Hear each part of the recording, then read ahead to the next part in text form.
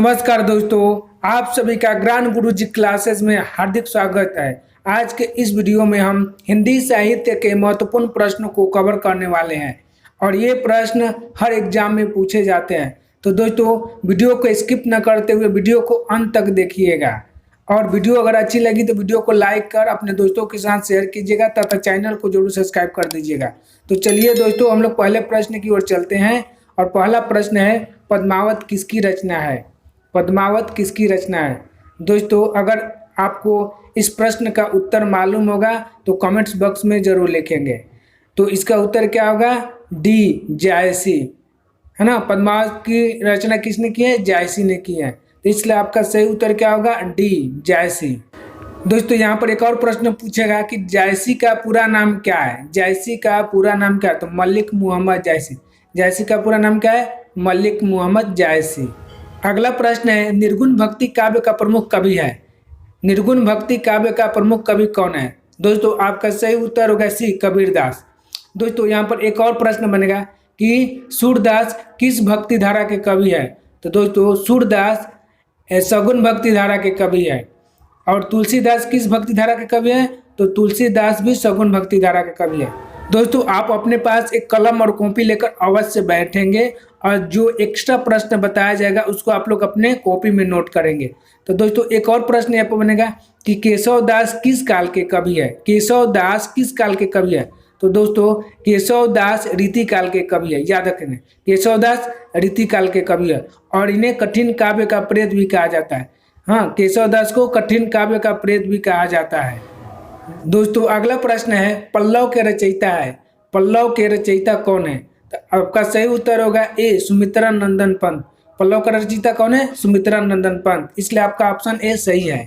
दोस्तों, सुमित्रा नंदन पंत को प्रकृति के सुकुमार कवि भी कहा जाता है। ये भी आप लिख लेंगे, नोट कर लेंगे कि सुमित्रा नंदन पंत को प्रकृति के सुकुमार कवि कहा जाता है। और निराला को क्रांतिकारी कवि कहा जाता है। क्या कहा जाता है? निराला को क्रांतिकारी कवि कहा जाता है। और जयशंकर प्रसाद को छायावाद के प्रवर्तक माना गया है। क्या माना गया है? छायावाद के प्रवर्तक। और महादेवी वर्मा को आधुनिक युग का मीरा। याद रखेंगे कि महादेवी वर्मा को आधुनिक युग का मीरा माना गया है। अगला प्रश्न है, अतीत के चलचित्र के रचयिता है? अतीत के चलचित्र के रचयिता है? तो दोस्तों, आपका सही उत्तर होगा सी, महादेवी वर्मा। अतीत के चलचित्र के रचयिता कौन है? महादेवी वर्मा है। याद रखेंगे, कौन है? महादेवी वर्मा। दोस्तों, अगला प्रश्न है, प्रेमचंद के अधूरे उपन्यास का नाम क्या है? प्रेमचंद के अधूरे उपन्यास का नाम क्या है? दोस्तों, अगर आपको इस प्रश्न का उत्तर मालूम है तो कमेंट्स बॉक्स में जरूर लिखें। तो दोस्तों, इसका सही उत्तर होगा मंगलसूत्र। प्रेमचंद का अधूरे उपन्यास का नाम क्या है? मंगलसूत्र। और इसको पूरा किसने किया? तो इनके मृत्यु के उपरांत इनके पुत्र, और इनके पुत्र का नाम क्या है? अमृत राय। तो जी हाँ दोस्तों, अमृत राय ने इस पुस्तक को पूरा किया।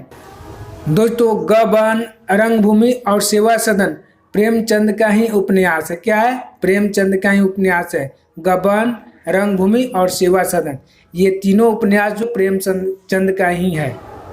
दोस्तों, अगला प्रश्न है, श्रद्धा किस कृति की नायिका है? श्रद्धा किस कृति की नायिका है? दोस्तों, आपका सही उत्तर होगा ए, कामायनी। किसकी नायिका है? कामायनी की नायिका है। और कामायनी क्या है? एक प्रबंध काव्य है। क्या है? एक प्रबंध काव्य है। और इसके लेखक कौन है? तो इसके लेखक है जयशंकर प्रसाद। कामायनी के लेखक कौन है? जयशंकर प्रसाद। इसको आप लोग भी याद रखेंगे। अगला प्रश्न है, पंच परमेश्वर कहानी के लेखक है? पंच परमेश्वर कहानी के लेखक कौन है? दोस्तों, आपका सही उत्तर होगा बी, प्रेमचंद। पंच परमेश्वर के लेखक कौन है? प्रेमचंद है। इसको आप लोग याद रखेंगे। अगला प्रश्न है, भारत भारती काव्य के रचनाकार है? भारत भारती काव्य के रचनाकार है? आपका सही उत्तर होगा सी, मैथिली शरण गुप्त। सही उत्तर होगा सी, मैथिली शरण गुप्त। भारत भारती के रचनाकार कौन है? मैथिली शरण गुप्त है। अगला प्रश्न है, रानी केतकी की कहानी के रचयिता है? रानी केतकी की कहानी के रचयिता कौन है? दोस्तों, आपका सही उत्तर होगा डी, इंसा अल्लाह खान। रानी केतकी की कहानी के रचयिता कौन है? इंसा अल्लाह खान। अगला प्रश्न है, रामचरितमानस में कितने कांड है? रामचरितमानस में कितने कांड है? दोस्तों, रामचरितमानस में 7 कांड है। इसलिए आपका ऑप्शन सी सही होगा। आपका ऑप्शन सी सही होगा 7।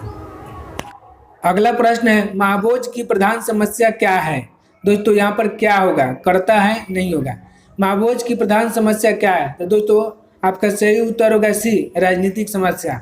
महाभोज की समस्या क्या है, राजनीतिक समस्या है।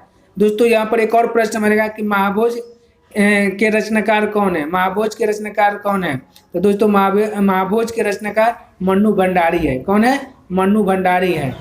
दोस्तों अगला प्रश्न है गागर में सागर भरने का कार्य किस कवि ने किया है। गागर में सागर भरने का कार्य किस कवि ने किया है। दोस्तों आपका सही उत्तर होगा ए बिहारी। और इनकी एकमात्र कृति है जिसका नाम क्या है, बिहारी सतसई। और इसमें कितने दोहे हैं, 713 दोहे हैं। जी हाँ दोस्तों, 713 दोहे लेकर इन्होंने गागर में सागर भरने का कार्य किया है ना। तो गागर में सागर भरने का कार्य किस कवि ने किया है, तो बिहारी ने। और इनकी कितनी दोहे हैं, तो 713 दोहे है। और किस किताब में छपी है, तो इनकी किताब का नाम क्या है, तो इनके किताब का नाम है बिहारी सतसई। क्या नाम है, बिहारी सतसई। अगला प्रश्न है किस काल को स्वर्ण काल कहा जाता है। किस काल को स्वर्ण काल कहा जाता है। आपका सही उत्तर होगा बी भक्ति काल। भक्ति काल को स्वर्ण काल कहा जाता है। और यहाँ पर एक और प्रश्न बनेगा कि भक्ति काल को स्वर्ण काल किसने कहा है, तो भक्ति काल को स्वर्ण काल जॉर्ज ग्रियर्सन ने कहा है। किसने कहा है, जॉर्ज ग्रियर्सन ने कहा है। अगला प्रश्न है ईदगाह कहानी के रचनाकार है। ईदगाह कहानी के रचनाकार है। दोस्तों आपका सही उत्तर होगा ए प्रेमचंद। ईदगाह कहानी के रचनाकार कौन है, प्रेमचंद है। अगला प्रश्न है चांद का मुंह टेढ़ा है काव्य के रचयिता है।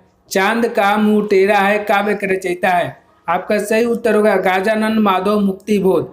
गाजानन माधव मुक्तिबोध। जी हाँ दोस्तों, गाजानन माधव मुक्तिबोध ने चांद का मुंह टेढ़ा है काव्य की रचना की है।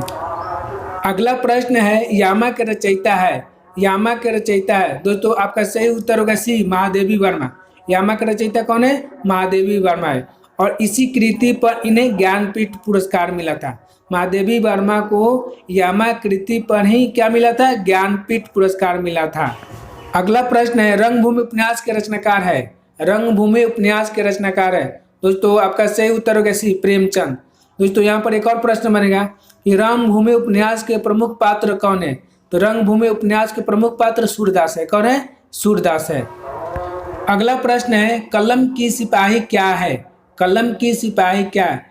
दोस्तों यह कलम की सिपाही जीवनी है, इसलिए आपका ऑप्शन डी सही होगा। कलम की सिपाही क्या है, जीवनी है। और ये किसके जीवन पर आधारित है, ये प्रेमचंद के जीवन पर आधारित है। और उनके लड़के ने ही, अमृत राय ने ही कलम की सिपाही रचना को लिखा है ना, याद रखेंगे। अगला प्रश्न है प्रकृति के सुकुमार कवि किसे कहा जाता है। प्रकृति के सुकुमार कवि किसे कहा जाता है, तो आपका सही उत्तर होगा बी सुमित्रा नंदन पंत। सुमित्रा नंदन पंत को प्रकृति के सुकुमार कवि कहा जाता है। अगला प्रश्न है कथा सम्राट किसे कहा जाता है। कथा सम्राट किसे कहा जाता है। आपका सही उत्तर होगा ए प्रेमचंद। प्रेमचंद को कथा सम्राट कहा जाता है। क्यों कहा जाता है, क्योंकि इन्होंने 300 से अधिक कहानियां लिखी है। 300 से अधिक कहानियां लिखी है, इसी कारण से इन्हें कथा सम्राट कहा जाता है। दोस्तों इसी तरह के महत्वपूर्ण वीडियो के लिए चैनल को जरूर सब्सक्राइब कर दीजिएगा। तब तक के लिए जय हिंद, जय भारत।